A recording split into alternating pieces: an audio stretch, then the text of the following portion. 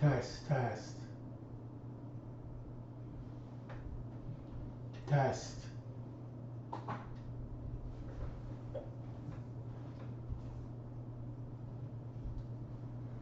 Testing, 1, 2. Testing, 1, 2. Testing, 1, 2.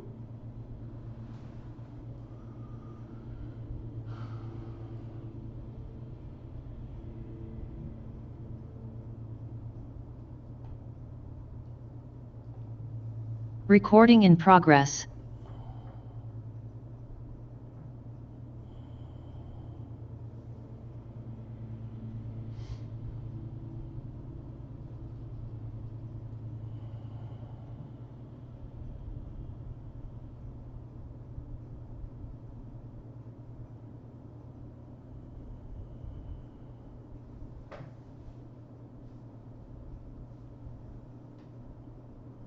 Welcome. It's 2 o'clock on Tuesday, June 4th. I'm not sure what happened. Apparently, people are having a problem finding the webinar, but I'm going to do it anyway and record it. And I'll send each of you a copy of the recording so your time wasn't wasted. Nor was mine. I want to welcome you. I'm Howard Berg, the world's fastest reader. And this is the first in what I will be doing is a series of monthly masterminds. Today I'm going to teach a lesson, but in the future I'm going to encourage you to send me questions on issues that you need help with in your business, and we can all work together to help one another. I'll give you my insights. I've read over 30,000 books, and then some of the other attendees can help as well. As you know, a mastermind is one of the best ways to succeed in business. Most of them are extremely expensive, and I thought it would be nice to form a community with people on LinkedIn that I'm connected with, that we could help one another and help make a better world. So with that in mind, even though you're watching the video instead of this live, which I am surprised at, I'm not sure what happened, in the future I'm going to use Webinar Jam. I actually had 96 people sign up, and Webinar Jam will hold up to 5,000, whereas Zoom is limited to 100. So let me continue. I'm going to show you my course on how to be a genius, or an introduction to it, and give you some good information at the same time. And then at the end, I'll show you how to sign up for the free monthly class that we could all share and help one another. So this is my program on how to be a genius. Okay, go to the beginning. That's me on Cavuto. You may have seen me reading the healthcare bill at 80 pages a minute. That was the end of the 1,500 pages that I had to read on Cavuto. Okay, let me continue. How did it all start? It started in Brooklyn. I was unfortunately brought up in a project in Brooklyn. It was very violent. It was sort of like West Side Story without the music and dancing. I met Bernardo, he had a knife, and he didn't dance and he wasn't smiling. So I found the safest place in my neighborhood was the library. So I ended up going to the library a lot. I ended up with college reading when I was 11. When I was 17, I went to the State University of New York at Binghamton to major in biology. And my last year, my junior year, last half of my junior year, I'm interested in how the brain works. So I went to the dean and I said, I want to also major in psychology. I want to be a psychobiologist, not a psychotic biologist. That's Frankenstein. Psychobiology is the biology of behavior. And he looked at me and he said, Howard, you're a second semester junior. You haven't had a single psych course. We'll have to do the 4-year psych program in 1 year and finish the bio program at the same time. You'll take 6 science courses a term, 2 4-hour labs, and I also had 3 jobs. I was working 18 hours a week part-time. And he smiled and he said, you're not smart enough. And that's when it hit me. They don't teach learning in school or at work. They tell you what to learn, why to learn, what will happen when you don't learn, but not what you did wrong. So as I started studying the psychology, I did it, by the way. So in my senior year, as I started learning the psych, I learned how the brain works. So I got up to 80 pages a minute as a reader, which eventually got me in the Guinness Record Book. I finished the program in 1 year, the whole 4-year psych program. I did the bio program. I didn't take a course in physics, so I didn't get a degree in physics, but I took the graduate record exam in biology. And I scored an 800. I was in the 99th percentile in the world. So I'm going to say I learned it pretty well. In 3 nights, I read 48 books like biochemistry, genetics, cell physiology, and plant systematics. When people say, did you learn complicated information? That's complicated information. And I learned it well enough to be in the upper 1% of the world. So it does work. I'm going to start today by showing you how to triple your learning. And anything you're doing, whether you're reading a book or you're taking a seminar or a webinar like this one. And this will teach you a way to get 3 times more information. Let's begin. Would you like to learn this? Let's do it. So how do you triple your learning? There's 2 ways. You can do it on a computer, like a laptop, or you can do it on a writing pad. I'm going to show both ways. If you're on a computer, you're going to set up a 3-column table in your word processor. The first column called fact, the second column called insight, and the third column called application. Now, facts are what you normally would write. When you're taking notes, you're usually writing down what you're learning. But you're missing 2/3 of the rest of the information. In the second column, write down any other information related to what you're learning, or, and this is very important, what did the speaker, if it's a speech, or the writer, if it's a book, do that made it interesting? Did they tell a story? Did they use a picture, a joke, a diagram? What was it that got you to say, wow, that's amazing, I love this? Whatever they did, it's the meta program, what they're doing to communicate. Write down what they did that fascinated you. And then when you're speaking or you're writing, use that technique with your material to have other people look at what you're doing and say, wow, that's really interesting. Now the third column is really important. How will you use the information you learned? Let me give you an example. I used to lecture a lot with Dan Kennedy. Many of you probably are familiar with him. He's a world leader in marketing. I used to lecture with him and Zig Ziglar on stage, so we got to be friends. So I was at one of Dan's workshops, and he's teaching a new strategy for making money by marketing, a new way. So what I wrote in the third column, how will I use this new marketing strategy that I'm writing about in the first column? How will I use it when I get home to make more money? And then when I get home, I look at all the applications I used, and I make sure that each day I do 1 or 2 of them, maybe 3. So I'm not just listening to what they're teaching, I'm not just writing about what they're teaching, I'm doing it. And sure enough, my sales went up 20-30%. Well, I'll never have to study that again because it worked. So it's very important not just to learn information, but write down how you're going to actually use it and then do it. Use it. The real learning comes from using information and not just talking about using information. You only remember 10% of what you read, but 90% of what you say and do. This is the doing part that locks it in. On a writing pad, you could use codes to represent fact, insight, and application. So I start a fact statement with an F with a dash, an insight statement with an I and a dash, or an application statement with an A and a dash. And what this allows me to do, oops, somebody's here, let me let them in, hold on. Gotta move this around. Okay, so what you're going to do is you're going to use this information in the future to take better notes and have more information that you're using. Now, thought I'd do a little brain challenge, just a quick little brain challenge to see if I could sharpen your brain. Get you to think a little bit. It's more fun when it's interactive, isn't it? So here's what I want you to do. This is the problem. 5 plus 5 plus 5 equals 550. Well, you certainly, if you know any math, you go 5 plus 5 plus 5, that's 15. 15 doesn't equal 550. You can make one change.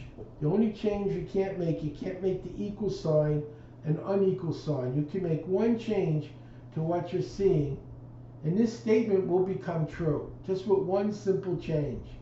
Look at it closely, see if you're smart, and you can see with one change to make 5 plus 5 plus 5 equals 550. And yes, there's an answer to this problem. I want you to look at it closely. Give you a moment, think about it. Okay, I'm going to show you the answer if you haven't figured it out.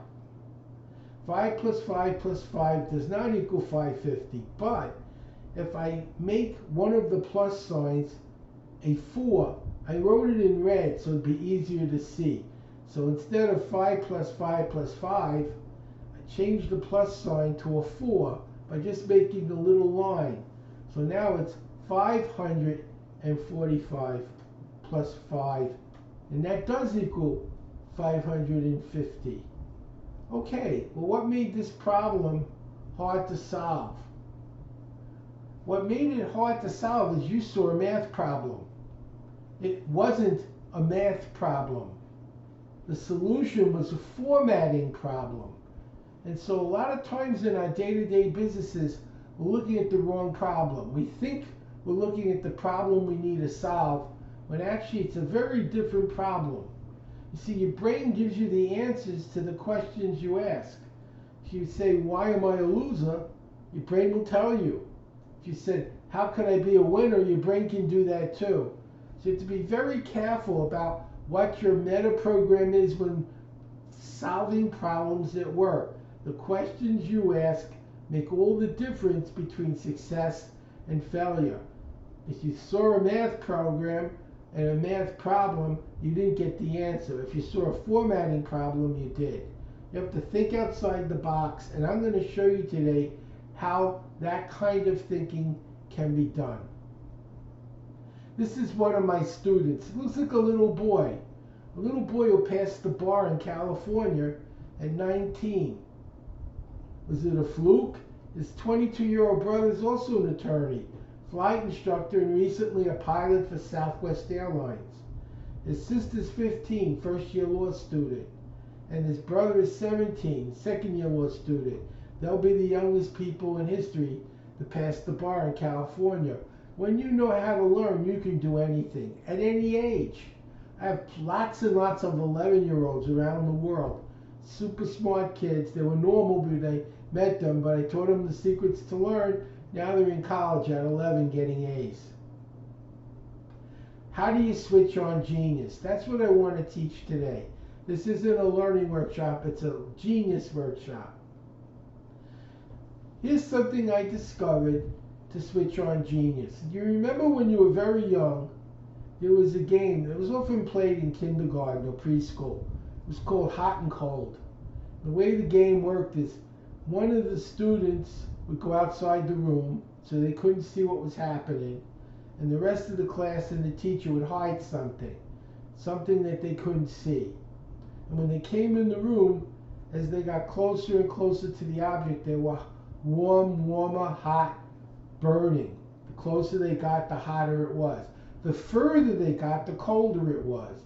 And using nothing but the clue is it hotter or colder, eventually they found the hidden object. Well, that sounds great. How can we use this in our day-to-day world? Your unconscious brain is your powerhouse. Your unconscious brain has no limits. The conscious brain can only learn up to 7 things at a time, and then it's overwhelmed. The unconscious brain, there's no limit to what it can do, but there's a problem. The unconscious brain does not communicate verbally. It communicates with emotions and pictures and images. That's why sometimes you get a feeling there's something I need to do and it's really important, but I don't remember what it is. And you know that if you don't do it, it'll be terrible. That's your unconscious brain trying to alert you, but it doesn't use words. So, how can we translate those feelings into specific information we can act upon? I'm going to show you. What I do is I read fast. I can read 10 books in 3 hours. I don't expect most people to do that. We do know most people who work with me can read 3 books in 3 hours. I had an 84-year-old, Ruth Lubin, Miss Senior California, and she read 3 books in 3 hours the day after I taught her. So yeah, it's doable. So you load up your brain with the data, the information that you know. In that data is the solution to the problem you're trying to solve. And then you ask an emotionally significant question. What does that mean? Well, if you said, Howard, do I need a root canal? And I said, yeah, you need 10 root canals. How would you feel?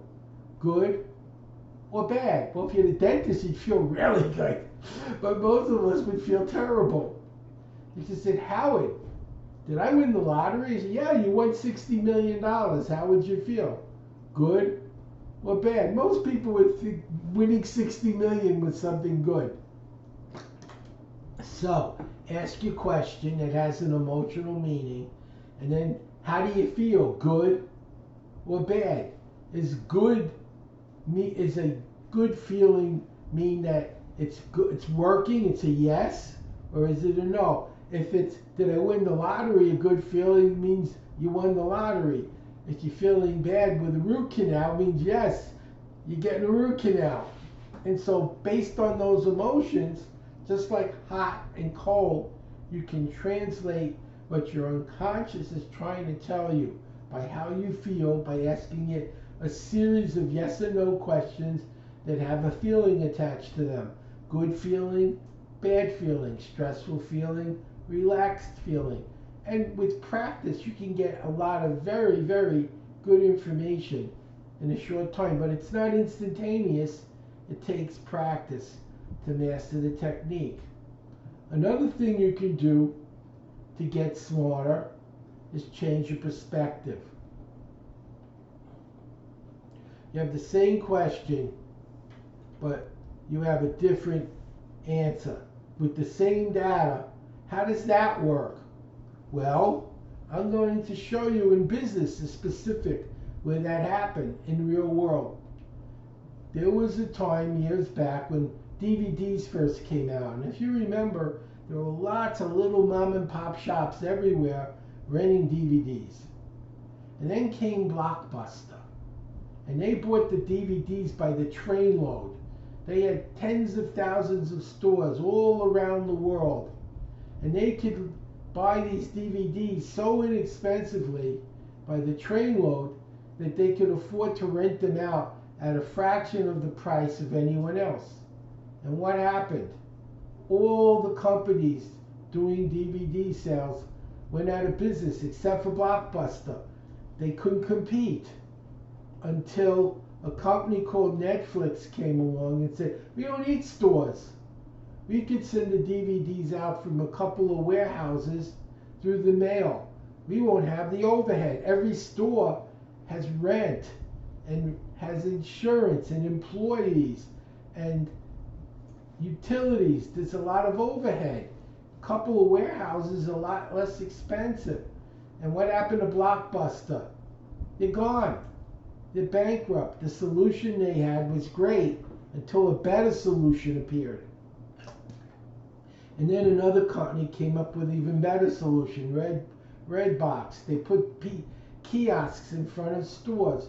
For $1, you could rent the disc wherever you are, and you no longer needed the mail. But what went wrong? Nobody rents DVDs anymore. But what did Netflix do? Netflix got smart. They innovated. They're very big because they created online programming, and now they're a giant. Couldn't Blockbuster have done that? But they didn't think of it. And so even though they had a great solution, it didn't last. In a lot of businesses, there's complacency. Things are going absolutely great. Look at Sears and J.C. Penney. They were giants at the end of the 19th century. As the American West was settled, there weren't a lot of stores. People used the Sears and J.C. Penney catalogs to buy everything, and they shipped them using the rail and Wells Fargo. What happened? They stopped the catalogs, and someone else started doing it. Bezos. He put the J.C. Penney and Sears catalog online and called it Amazon. It's an online catalog, and he's one of the richest men in the world. Now, it varies. One day it's Musk and one day it's him. It goes back and forth like a tennis match, but he's certainly one of the richest men in the world. And what did he do? What Penney's and Sears did. Why didn't they do that? They had the infrastructure, they had the marketing, they had the products. Why didn't they put their catalog online like Bezos did and Amazon? They didn't think of it. They were comfortable in their business model to put stores in malls because malls were very successful for a very long time. And then they stopped being successful as the internet grew. They were using yesterday's business model today. So the real question is, in your business, are you going to do the same thing? Are you going to try to solve today's problems with yesterday's solutions? Are you going to make the next connection to what's going on in your industry? Or is your competition? In the new economy, it's innovate or perish. Would you rather be Blockbuster or Redbox right now? Or how about Netflix? I think I'd pick Netflix. What are you doing to ignite your genius? We spend millions every year on new computer systems and software.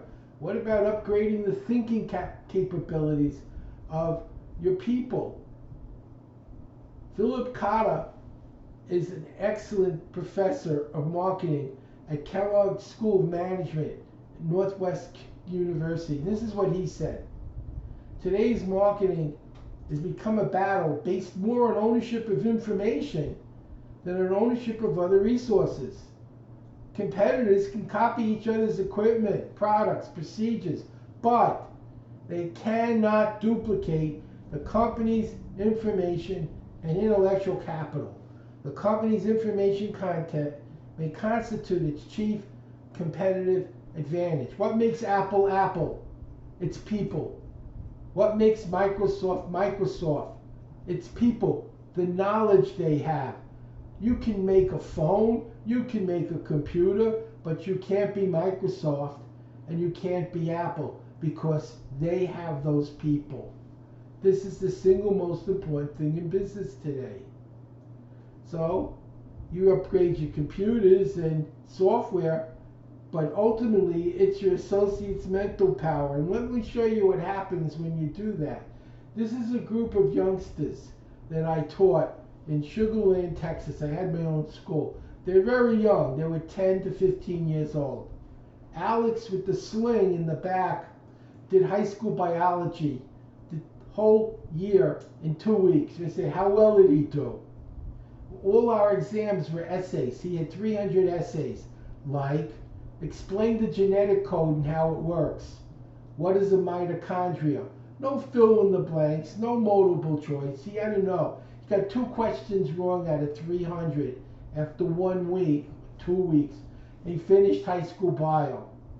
Tasha in the blue on the left, she graduated high school at 19. That's not very impressive. As a junior in college with a 4.0 on a full scholarship. Now it sounds a little more interesting. She was a junior in college when she finished high school. Stephen in the red cap, he was a Duke Talent finalist. In a school with 5,000 students, 1 or 2 in the Duke Talent finalists would make you an exceptional school. We had 5 in a student body of 300. Now, this is my favorite story. The green shirt girl, Erin. Erin's brother has Down syndrome. These youngsters knew about it and wanted to do something to help. They read books on how to build a website and made one themselves. They built the product. They spoke at Rotaries and Lions and on television. In their first year, these 11 to 15-year-olds made 93,000 US dollars. Imagine being 11 and your first year in business, you made $93,000. If that's all they did, that would have been a great story. But they did much more. They won the Silver Pyramid. The Silver Pyramid is the Academy Award in advertising. It's in Vegas every year. They won as the best not-for-profit business idea in America. They beat the American Red Cross. They beat Rotary.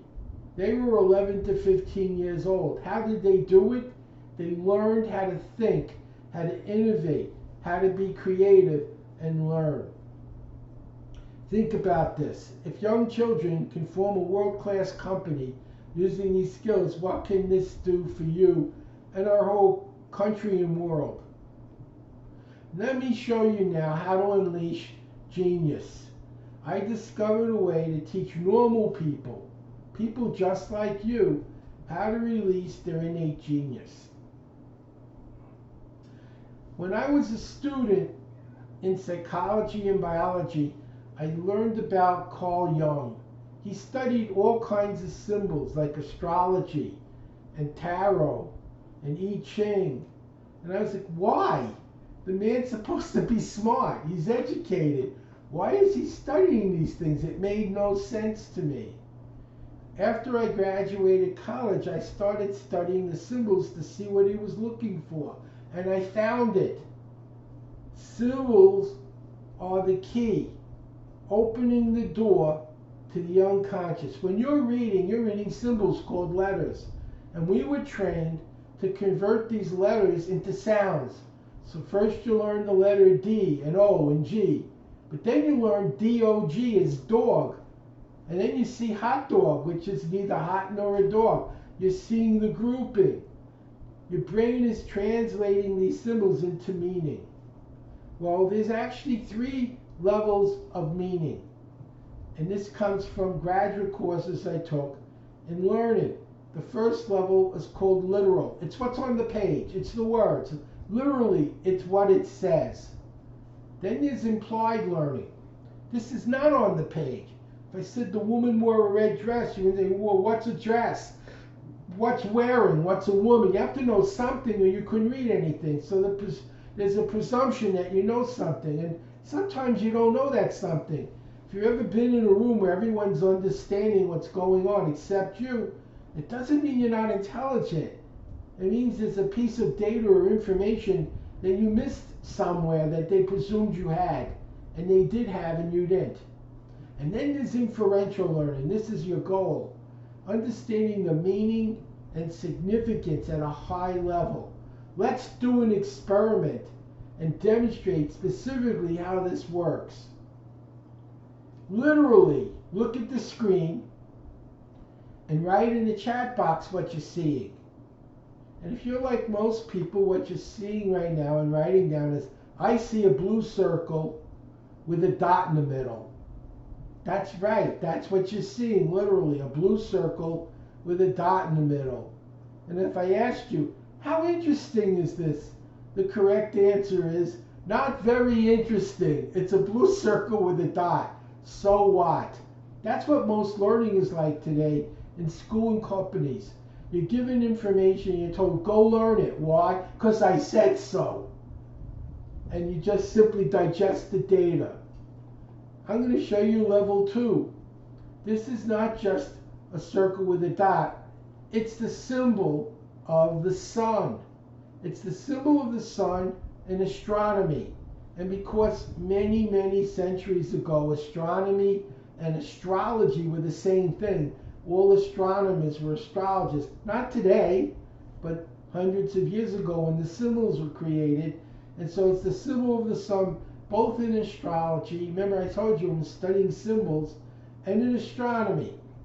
That's a little more interesting than it's a circle and it has a dot.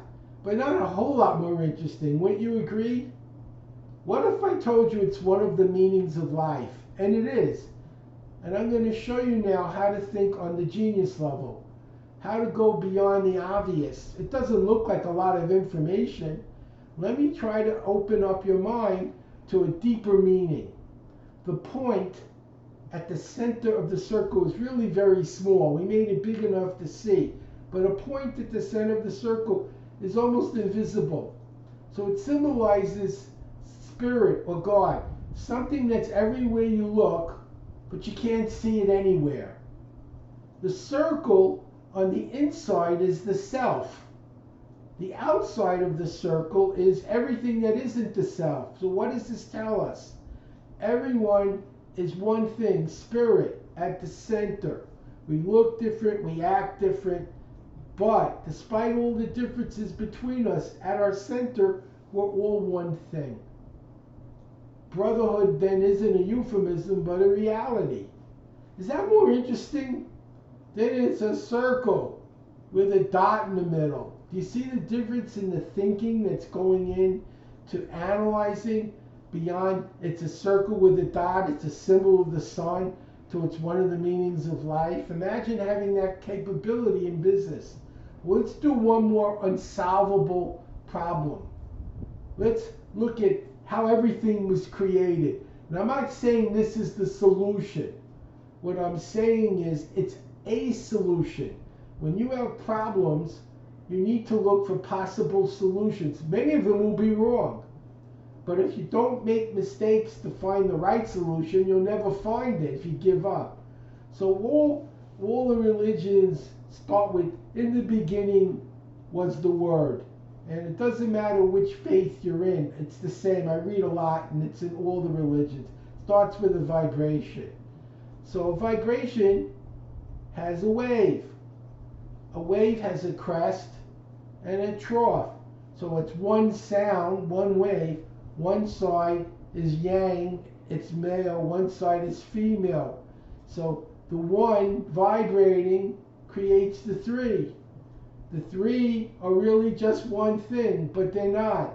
So the one is in the three is in the one, the two are together, the two are separate.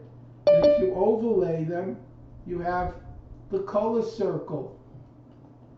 There's the 7 colors of the rainbow, the 7 days of the week, the 7 organ systems, the 7 keys in music, the 7 notes to a key, 7 angels. In quantum physics, 3 colors and 3 flavors and 4 colors. So we see how 1 can create 3, 3 can create 7. Now I'm not saying this is the answer. I have no idea. What I'm saying is it's an answer. And when in life we're confronted with challenges, which is what life is really about, challenges and solutions, we look for things that haven't been tried before. And we test them. May find out what we thought was right was wrong, and often that does happen. In the 40s, doctors told people to smoke. It was good for their health. I doubt if you'd find a doctor today that would say that. But they even gave soldiers cigarettes because it was good for their health. It was a stimulant, but that's all they knew at the time. So we test our ideas, and some of them turn out to be right and some don't. So I've just shown you a way to look at an unsolvable problem and find a plausible solution. Doesn't mean it's the right solution, but it's better than, I don't know. I have no idea. Here's another one of my kids, 16 years old. Looks like a little boy, right? Who finished college at 16. How did he do? All A's. And he majored in economics. Perfect 4.0 grade point average. He went for a master's degree when he was 18 at the Oklahoma University, and he graduated at 19 with a master's degree at 19 in math with a 3.97 GPA, all A's, 1B. He was devastated. He says, what do I tell my mom? I never got a B before. I said, Stephen, you finished college at 16, all A's. You got a master's in math at 19, all A's, 1B. I think she'll keep you. It was a happy ending. His mother kept him and made him promise never to do that again. Stephen, the last time I heard, I was told he's now a professor at Yale. Isn't that wonderful? It makes me feel so good to see some of the impact I've had on so many people, especially young people like Stephen, to see him finish college with a master's degree at 19, get his doctorate, and go to be a professor at Yale. I know he's smart, but I know I showed him how to use his smarts better. Genius is seeing what everyone else sees, but seeing it differently. And that's where you get success. Let me give an example. Years ago, in the late 80s, everyone saw the little phones they had. They looked like Captain Kirk's communicator. Steve Jobs looks at the little phone. He says, you know what? I can put a monitor on the front and a chip inside, make it a little computer. And I can call it an iPhone. And it'll not only make phone calls, but run applications. How well did that work out for him financially? I'm going to say pretty well. And he looked at it again and he said, you know what? I can make it the size of a sheet of paper. I'll call it an iPad. You know what? Made a lot more money. Everyone else had the opportunity to do this, but they didn't. Why not? They saw Captain Kirk's communicator. He saw the potential. That's what genius is about. Now stop and squeeze your right ear and say, I feel creative. When I'm showing you, I just put you in creative state. I was talking about genius. I showed you genius.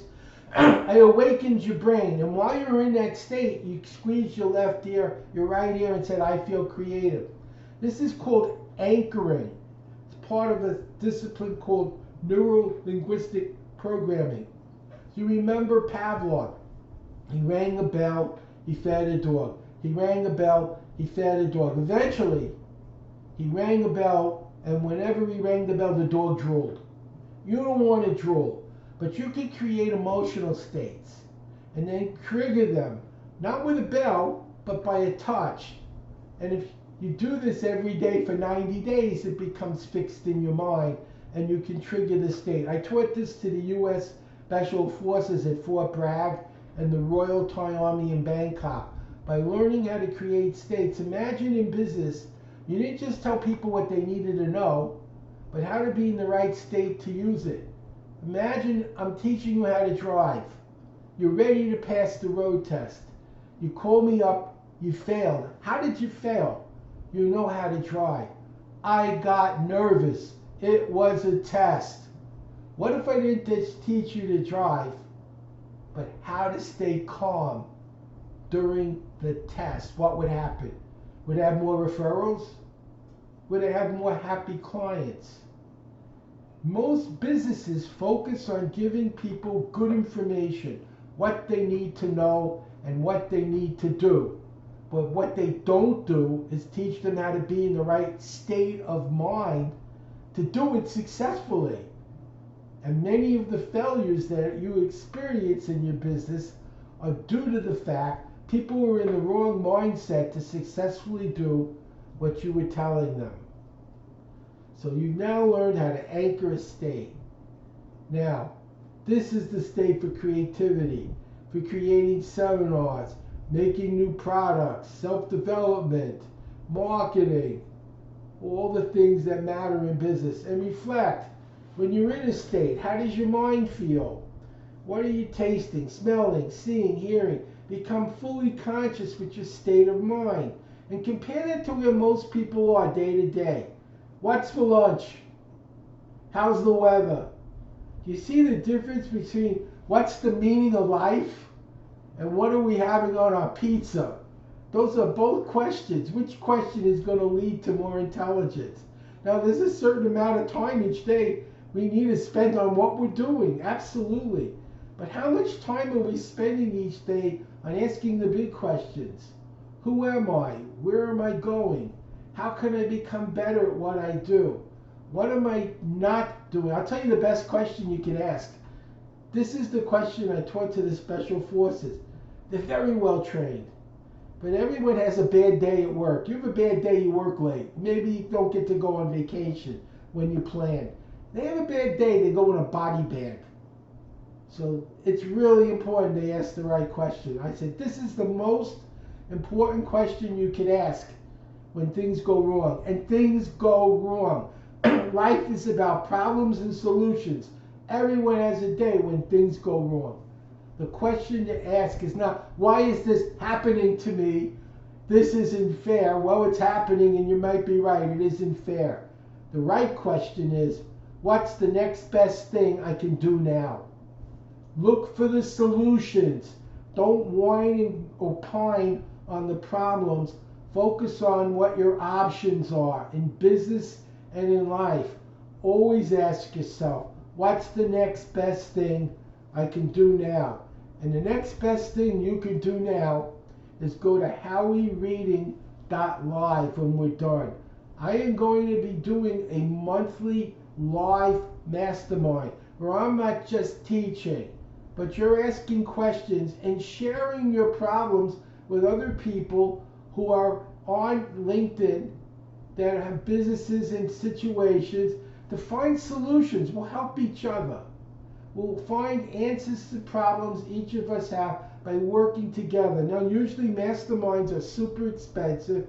I've seen masterminds for tens of thousands of dollars. And frankly, it's the fastest reader in the world. I could charge for that, but I'm not. This is something I want to share with people on LinkedIn. And together we can build a community where we help each other and we provide solutions to each other and make a better world. If you watch the news, do you think everything's just great between what's going on in Israel and the Ukraine, the problems of the polarization in America, just to name a few? And those are hardly all the problems going on in the world. We need solutions. We need people who can think. We need people who can innovate. Someone can find the cure for cancer. Someone could figure out how we could colonize Mars. There's so many things we need to learn. How to fix climate. I can't do all that myself, but I can help people get smart enough so the people who have that knowledge can do it better. And you can help one another to achieve these things. Join my mastermind group. Go to howiereading.live. www.howiereading.live. It'll send you a link to sign up on Webinar Jam. You'll have to sign up twice.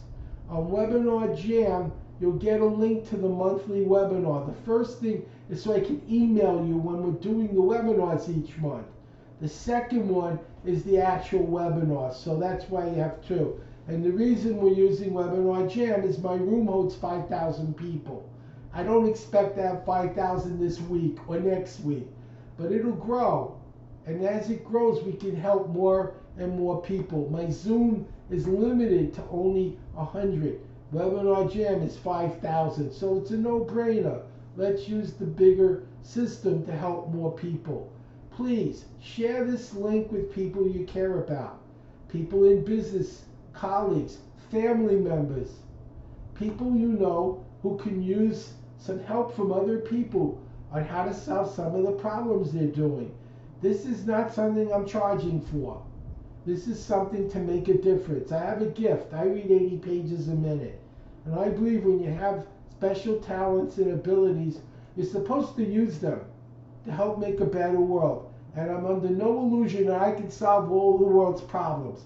But together, we can solve many of the problems, at least the problems you're experiencing in life. So, howiereading.live. Come to the next meeting. The meetings will be the first Tuesday of each month at 2 p.m. Eastern Time. At 2 p.m. Eastern Time. It'll be on Webinar Jam, and I'll see you then. You can email me questions if you want at Mr. Reader. I'll put it in the chat box. Give me a second. Let me go in the chat box, and I will put in my email. And this is my personal email. It's Mr. Reader at msn.com. Ask me questions. Tell me some of the challenges you're having, things you need help with, and I'll answer to the best of my ability, and there'll be others there as well, and they'll be ready to help you also. We can help each other become more successful, and together we can make a better world. Let's do it. I'll see you next month on the first Tuesday of the month at 2 p.m.